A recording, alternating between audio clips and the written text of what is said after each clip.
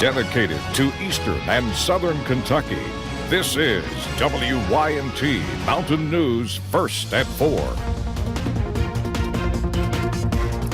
Good afternoon, I'm Steve Hensley. First at 4, breaking news near the Magoffin-Floyd County line, and it is the ending everyone hoped and prayed for.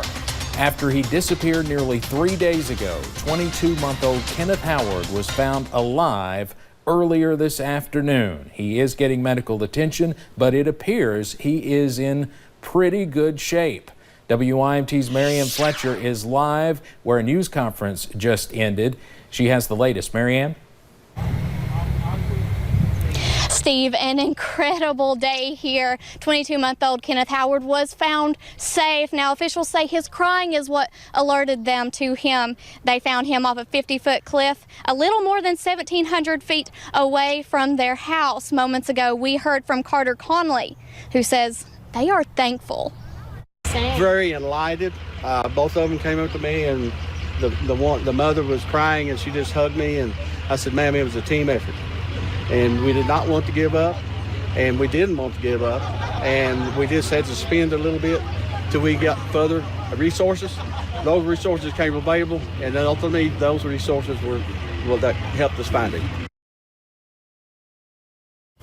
Not long ago, a helicopter came in and picked the boy up. He will be taken to a trauma center. Now, so many tears at the end of these long days since Sunday. But Steve, thankfully, they are happy tears. For now, I'm live in between Floyd and Magoffin County. Marianne Fletcher, WYMT Mountain News.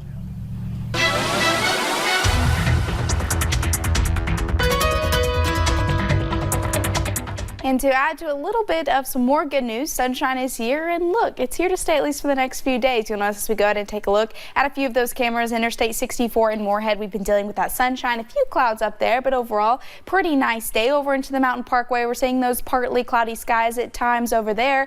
Most of us have remained dry today as well. Those rain chances have really remained down to our south, maybe a few scattered chances, but other than that, it's been a pretty good day. We're looking at maybe a slight shower down into Leslie County. That might not be hitting the ground, but it's just a light shower, and it'll get out of here pretty quickly. Those temperatures into the upper 60s, so we're slowly but surely starting to get warmer with each day, and that continues as we head into tomorrow and especially as we head into the weekend. So for this evening, we'll see those upper 60s going down to those lower 60s by the time the sun goes down, even those upper 50s by the time we get to right around midnight. The good news is that sunshine does continue. The warming trend also continues. Few rain chances as we head into the weekend, but overall that weekend forecast is looking pretty good. I'll have that and more coming up in just a few short minutes. Steve. All right, Paige, thank you.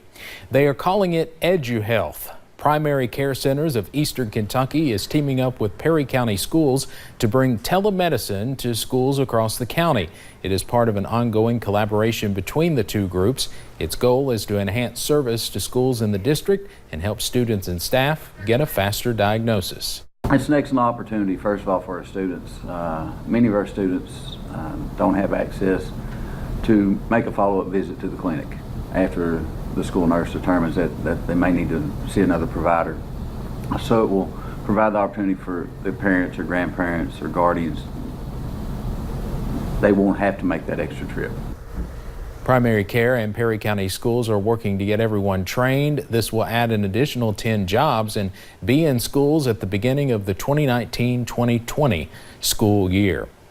The clock is ticking on a reward that a family hopes leads to answers in a missing woman case. Tonight at midnight, a $10,000 reward will no longer be available in the Savannah Spurlock case. WYMT's Phil Pendleton spoke to Spurlock's family, who's pleading for someone to come forward in these final moments. Richmond police have investigated this since the very beginning, but since January 4th, there's been no substantial information to lead them or her family to Savannah Spurlock or to tell them exactly what happened to her and why. But Spurlock's family is hoping that a $10,000 reward, a promise of a pretty big payout, will lead to some answers. I'm still can hold out hope that it's something will make somebody feel guilty and be like, well, I need to say this. But for over 4 months now, no one has come forward with the information or the tip to lead police to find 23-year-old Savannah Spurlock, who disappeared January 4th after leaving a Lexington bar with several men. Police say they all went to Garrett County, and despite numerous searches of areas there and search warrants served, the young mother of 4 has not been found. Her family has offered a $10,000 reward with an expiration of May 15th, meaning at midnight tonight, the reward goes away. Yes, I thought for sure this reward really would get somebody to come forward with information to find Savannah. Family members tell me they're not sure on the direction they're going to take if no one comes forward by midnight tonight. In Madison County, Phil Pendleton, now back to you. Missing Savannah Spurlock window stickers are also available at libraries in Richmond, Lexington, and Lancaster that people are encouraged to put in their car windows. A fallen Pikeville police officer secures a permanent place in our nation's history today. President Donald Trump addressed a crowd of family, friends, and colleagues of the 158 peace officers who died in the line of duty last year. That includes Pikeville's Scotty Hamilton, who lost his life when a man shot him in March of 2018. Police Chief Chris Edmonds says the service and etching of Hamilton's name into the National Law Enforcement Officers Memorial are a fitting tribute. It just brings back all the memories. But, you know, it's a wonderful thing to see the honor that's been given to him. For him to be able just to see all this right here at one time just would have been amazing to him, you know, and I'd love for him just to be able to see it. Hamilton is survived by his wife and young daughter. His name is one of 638 from Kentucky on the walls of the memorial to fallen peace officers dating back to 1845. We'll have more on today's ceremony at 5:30. The 19-year-old man accused in a deadly mass shooting at a Southern California synagogue last month appeared in federal court yesterday. A judge entered a not guilty plea on behalf of 19-year-old John Ernest. He faces dozens of federal and state charges in connection to the shooting in Poway that left one person dead and 3 others wounded. Federal prosecutors say because there were 54 people in the synagogue when the shooting happened, Ernest faces 54 hate crime counts. Ernest will be arraigned June 4th. Searchers in southeastern Alaska recovered 2 more bodies overnight after a crash involving 2 sightseeing planes loaded with cruise ship passengers. The mid-air collision killed 6 people, 4 Americans, a Canadian, and an Australian. 10 more were hurt.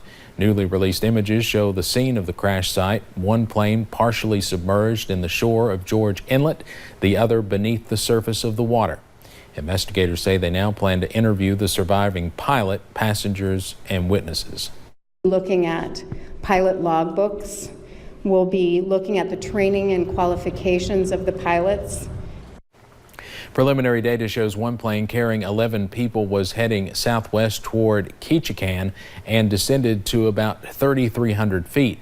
The second plane with 5 aboard was moving in a similar direction at about the same altitude before the collision. Let's head over to Wall Street now on this Wednesday afternoon. The Dow closes up today more than 115 points. Well, you all probably hate it, answering the phone only to hear a pre-recorded message. The Federal Communications Commission wants to help end these so-called robocalls. The agency's proposal would give phone companies authority to block the calls by default. That means you would not have to do anything. You just would not receive the calls anymore. It could take effect as early as later this year. Straight ahead on First at 4, a new abortion law in Alabama is the most restrictive in the United States, setting up a possible showdown in the Supreme Court. And temperatures are on the rise, but what about those rain chances? We'll break down the full forecast in just a few short minutes.